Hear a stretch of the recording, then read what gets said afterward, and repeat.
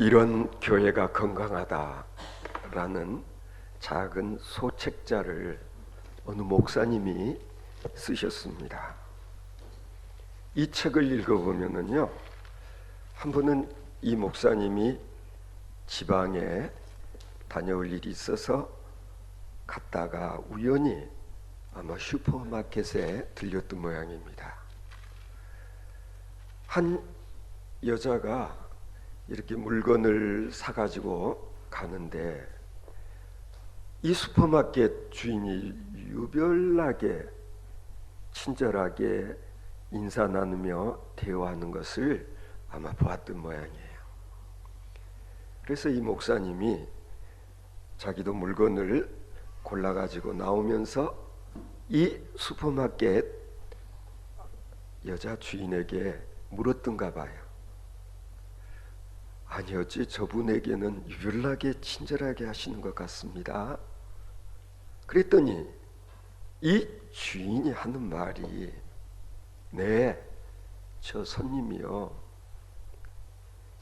교회 다니시는 분인데도요 말이 없고 참 진실하세요. 그렇게 대답을 하더라는 것입니다. 그 말을 듣고 이 목사님은 큰 충격을 받았노라고 그렇게 이 책에 써놓고 있습니다. 여러분, 왜 교회 다니는 사람이 말이 없고 진실하다고 하는 이 말에 목사님이 큰 충격을 받았을까요? 어쩌면 이 시대의 교회의 모습이 세상 사람들에게 어떻게 비춰지고 있는가를 우리로 짐작하게 하는 그런 일이 아닐 수가 없습니다. 대체로 교인들은 말이 많고 그리고 서로 다투고 싸우기를 잘하는 사람들로 그렇게 세상 사람들에게 비춰지고 있는 것은 아닐까?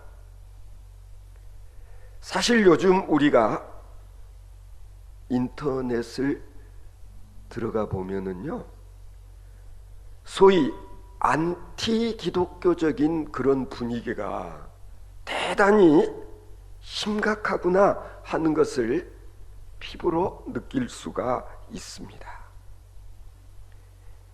왜 반기독교적인 정서가 날로 심화되어져 가는 것일까? 물론 이 땅에 있는 모든 교회 교인들이 다 말이 많고 그리고 싸움질을 잘하는 그런 일들은 아니라고 생각합니다. 묵묵히 교회가 교회로서의 사역을 잘 감당하고 그리고 지역사회를 잘 섬기는 교회 그리고 성도들이 훨씬 더 많다고 저는 확신합니다. 그럼에도 불구하고 왜 세상이 교회를 향하여 손가락질을 하는 것일까?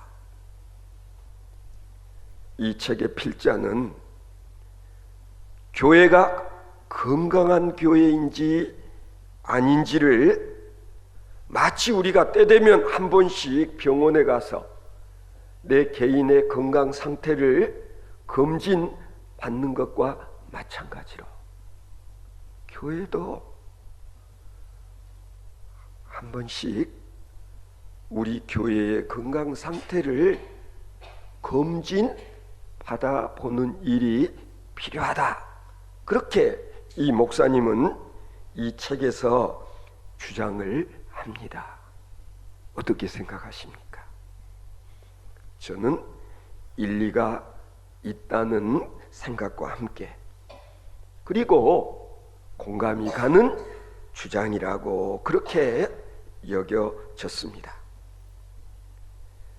정말 건강하다고 하는 것은 한 부분이 탁월하게 발달된 그런 상태가 아니라 어느 한 부분도 부족함이 없는 상태를 우리는 건강하다고 그렇게 표현하는 것이 옳습니다. 사실이 그렇지 않습니까? 건강하다고 하는 것이 체격이나 아니면 체력만을 뜻하는 것이 아니다라는 거예요. 체격이 크고 그리고 힘이 센 사람들 중에도 환자는 얼마든지 있을 수가 있기 때문에 저는 이분의 주장이 타당하다 그렇게 생각하는 것입니다. 그런 점에서 교회도 마찬가지라는 것입니다. 교회가 덩치만 크다고 해서 건강하다고 할 수 있을까? 이 책의 저자는 요즘 교인들이 줄고 있는 우리 한국 교회의 현주소, 그리고 해보신 분들은 알지요? 요즘 전도하는 일이 얼마나 힘들고 어렵던가 라는 사실을 지적하면서 우리가 밖에 나가서 맹목적으로 만나는 사람들에게 예수 믿으십시오, 우리 교회에 나오십시오 라고 해서 전도가 되던가 반문을 하고 있습니다. 교회에 나온 사람들이 예수 그리스도를 구주로 영접하고 그분의 삶을 따라 변해야만 전도가 될 수 있다라고 그렇게 말하고 있습니다. 전적으로 수긍이 가는 주장입니다. 교회다운 교회, 건강한 교회들이 늘어나야지. 교인 수만 늘린다고 세상이 복음화되는 것은 아니지 않는가? 교회에 나오는 사람들 수만 많으면 무슨 소용이 있는가? 소위 교인이라는 사람들이 예수 그리스도로 말미암아 변화되어진 모습, 변화되어진 삶을 보여줄 수 있어야 되고, 그리고 만나는 사람들이 그걸 느낄 수 있게 되지 않고서는 전도하기 힘들다, 그런 얘기죠. 그런 점에서 교회는 끊임없이 개혁되어지지 않으면 안 되는 것입니다. 올해가 종교개혁 500주년이 되는 그런 해라고 해서 교회들이 나름대로 행사들도 하고 또 성지 순례를 다녀오는 그런 모습들도 보기는 했습니다만, 그러나 정말로 교회가 교회다운 모습을 갖출 수 있기 위해서는 무엇보다도 그리스도인들이 그리스도인답지 않으면 안 된다. 그런 점에서 교인들이 성도로서의 자질과 수준이 미흡하지 않는가, 그렇게 이 책에서 주장하고 있는 것을 보았습니다. 그런 점에서 오늘 본문 말씀은 우리들에게 우리의 교회의 건강 정도를 체크해 볼 수 있는 좋은 지침들을 지시하고 있는 귀한 말씀이라고 그렇게 생각합니다. 아시는 대로 구약 시대에는 예루살렘에 성전이 있었습니다. 하나님께서 그 성전에 계셨고, 그리고 그 성전에서 이 세상 모든 것을 다스리셨습니다. 하나님은 성전의 주인이십니다. 오늘 본문 말씀에서 사도 바울은 고린도 교회를 향하여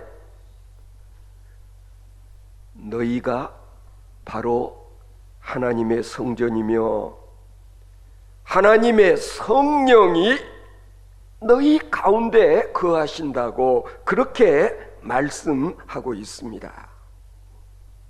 이 말씀은 바로 오늘을 살아가고 있는 우리에게 주시는 말씀입니다. 성도들이여, 너희가 하나님의 성전이며 하나님의 성령이 너희 안에 거하시느니라. 그러므로 너희도 거룩하라. 그렇게 명하고 있습니다. 오늘 본문 16절을 보시면 너희가 하나님의 성전인 것과 하나님의 성령이 너희 안에 거하시는 것을 알지 못하느냐. 그러므로 성전인 교회는 신성하고 거룩한 것이기에 사람들이 함부로 더럽혀서는 안 되는 곳이다. 오늘 우리 신명식 목사님 함께 예배드리고 있지만 섬겼던 교회가 성산교회,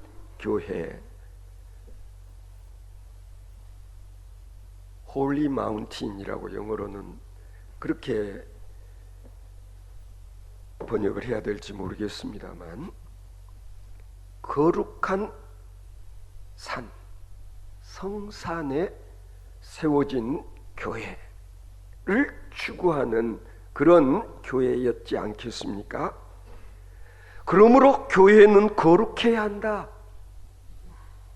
교회가 거룩한 교회 되어질 수 있기 위해서는 교회를 구성하고 있는 성도 한 사람 한 사람이 거룩한 성도가 되지 않으면 안 된다는 그런 얘기겠죠.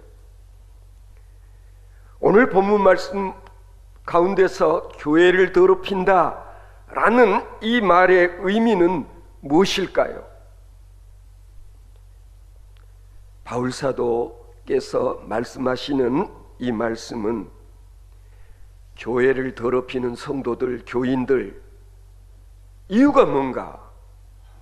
교인들이 세상적인 방식으로 교회를 이끌어 가려고 그러고, 그리고 세상적인 방식으로 신앙 생활을 하려고 하는 이것이 교회를 더럽히는 것이다. 그런 뜻으로 해석할 수 있습니다. 세상적인 것, 세상적인 그런 방식들로 교회를 끌어가서는 안 된다는 것을 강조하고 있는 것입니다. 요즘 보면 그러잖아요. 어떻게 하면 교회를 풍성장시킬 수 있을까? 나름대로의 전략, 전도 전략 해봐라 되는가?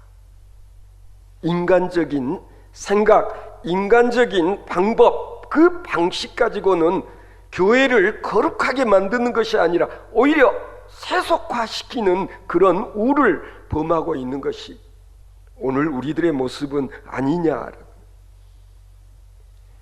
교회가 거룩한 교회가 되어질 수 있기 위해서는 무엇보다도 먼저 성도라고 불리우는 우리들이 구별되어진 존재, 세상과는 뭔가 다른 그런 존재로 거듭나지 않으면 결코 이 교회가 거룩한 교회라 칭함을 받을 수 없게 되어진다라, 그렇게 이해할 수 있습니다. 유감스럽게도 그 당시 바울 사도 눈에 비춰지고 있는 고린도 교회의 모습은 그러하지를 못했습니다. 고린도 교회 안에 보니까 여러 그룹들로, 여러 당파들로 나뉘어져 가지고 서로 내가 잘났다, 나는 게바파다, 나는 아볼로파다, 나는 그리스도파다, 이런 파벌들이 고린도 교회 안에 존재하고 있었다. 그리고 싸움질을 했다. 신약 시대에 와서 성전, 즉 교회는 예수를 주로 믿는 신실한 성도들의 공동체, 에클레시아, 교회를 그렇게 불렀습니다. 부름을 받고 모여든 사람들의 모임, 이것을 에클레시아, 우리는 교회라고 번역을 해서 사용하고 있습니다. 구약 시대에 하나님께서 성전에 계시며 성전에서 이스라엘 백성들을 만나주시고 제사를 받으시며 죄를 용서하시며 하늘의 신령한 은혜를 채워주셨던 것처럼, 신약 교회는 믿는 자들 한 사람 한 사람이 제사장이에요.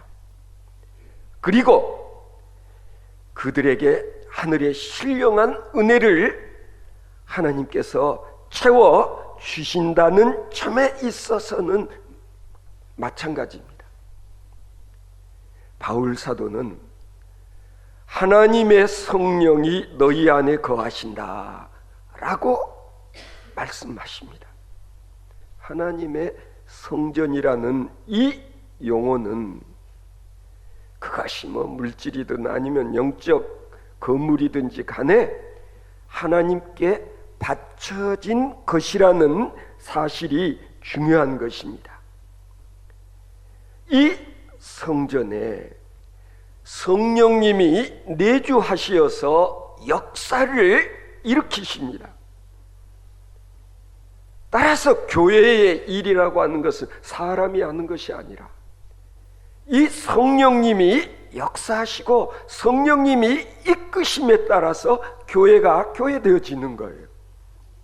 따라서 성도들은, 교인들은 내 안에, 내 주위에 계시는 그리스도의 영, 하나님의 영이 내 자신을 이끌 수 있도록 내 자신을 온전히 그분께 맡겨 드리는 것입니다.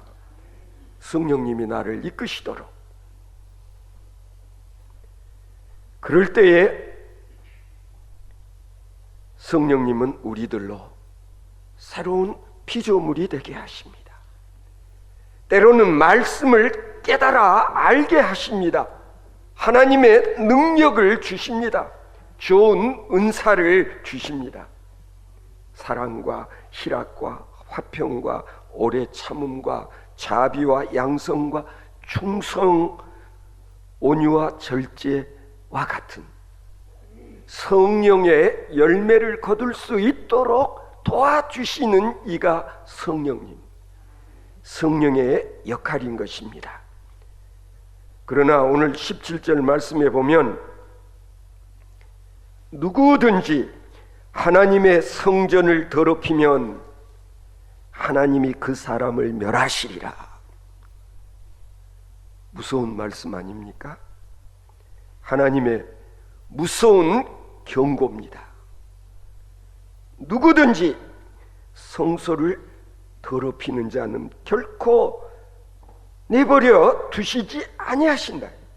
과거나 현재나 미래도 그리하십니다.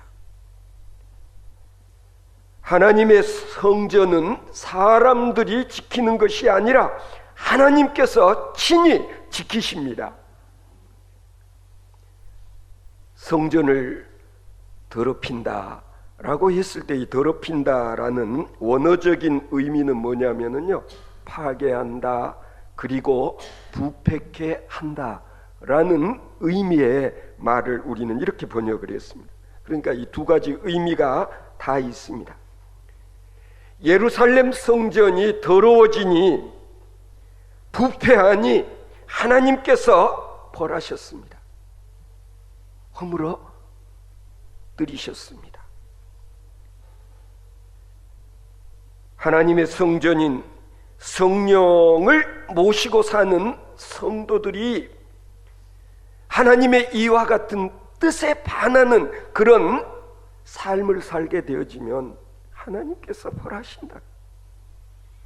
여러분, 우리가 주님의 놀라운 그 은혜 은총, 우리가 너무나 쉽게 구원을 얻게 되어지는 이런 일들로 착각할 때도 있어요. 예수 믿는다는 거, 예수 믿고 구원받는 건 쉬운 일이지만 제대로 예수 믿는다는 건 결코 쉽지가 않다. 정말 예수님 닮은 삶을 산다고 하는 것은 쉽지가 않다라는 거예요.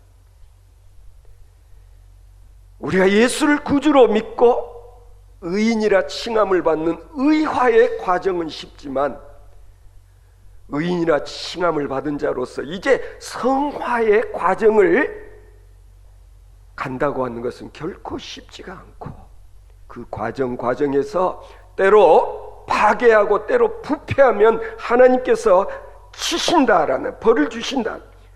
때로는 질병으로, 때로는 물질로, 때로는 고난과 때로는 고통으로 우리를 툭툭 치시는 하나님의 잽, 그걸 느껴야 된다. 그래서 이그나티우스라는 초대 교회 그 시절 신학자는 이렇게 말을 했습니다. 하나님의 집 성전을 더럽히는 자는 천국에 들어가지 못한다. 천국에 들어가지 못한다는 말은 멸망받아 지옥에 갈 수밖에 없다고 이렇게 말을 했습니다. 신약시대의 교회는 성전이신 교회에서 거짓된 교리를 가르친다든지 아니면 분열을 획책한다든지 이런 것을 통해서 교회를 더럽히시는 것이므로 하나님께서 끝까지 내버려 두시지 아니한다는. 저는 그래서 늘 요즘도 뭐 이단이 어떻고 하지만 이단치고 오래가는 교회가 있는가 봐라. 절대로 오래가지 못합니다. 우리가 미리 염려할 필요가 하나도 없습니다. 하나님께서 정리하신다. 하나님께서 손을 보신다. 하나님께서 심판하십니다. 사도 바울은 우리 그리스도인 한 사람 한 사람이 성전이다. 그런 우리들이 모여서 교회가 되어지는 것이다. 그러므로 교회를 파괴하고 교회를 더럽히는 것은 곧 내 자신을 거룩하게 관리하지 못하게 되어질 때 교회를 더럽히게 되는 것이다 라는 그런 말이 성립이 되는 것이죠. 뿐만 아니에요. 교회라고 하는 신앙 공동체 안에서 파당을 짓고 끼리끼리 우리는 뭐 어느 학교 출신이다, 고향이 우리는 어디다, 혈연, 지연, 학연 따져가면서 교회 안에서 소위 그룹을 만들어 가지고 다른 사람을 소외시키면 이거 하나님 보시기에는 교회를 부패하게 만드는 것이고, 이게 바로 교회 안에서 싸움질을 하는 일들로 간주될 수 있다라는 거예요. 그러므로 인해서 교회는 누구라도 와도 좋은 교회, 남녀노소 빈부 귀천 할 것 없이 누구라도 오면 대번에 한 가족 애를 느낄 수 있어야 그게 진정한 교회인 거예요. 그렇잖아요? 그리스도 안에서 우리는 뭐 한 형제자매라 말은 그렇게 하면서도 서로 이런저런 이유로 갈등하고 반목하고 그리고 싸운다면 하나님 보시기에 교회가 썩었다, 교회가 부패했다. 요즘도 대한민국 교회 보면은요, 제가 그런 얘기 하지 않았어요? 제가 이력서 몇 군데 넣었었죠. 목사님 다 좋은데 전라도 출신은 우리 교회 담임 목사로 곤란합니다. 이게 우리 한국 교회의 현주소이기도 합니다. 특정 교회는 특정 지역 출신 아니면 목회하기가 힘든 이런 일들, 이게 하나님 보시기에 교회의 모습이냐, 그런 거예요. 하나님의 성전은 거룩하니 너희도 그러하니라. 이 거룩이라는 말은 무슨 뜻이냐? 구별되었다, 구별된 사람들, 이게 바로 하기오스, 즉 성도라 칭함을 받는 사람들인 거예요. 저는 우리 드림교회는 그런 점에서 누구라도 와도 좋은 교회, 그렇지 않습니까?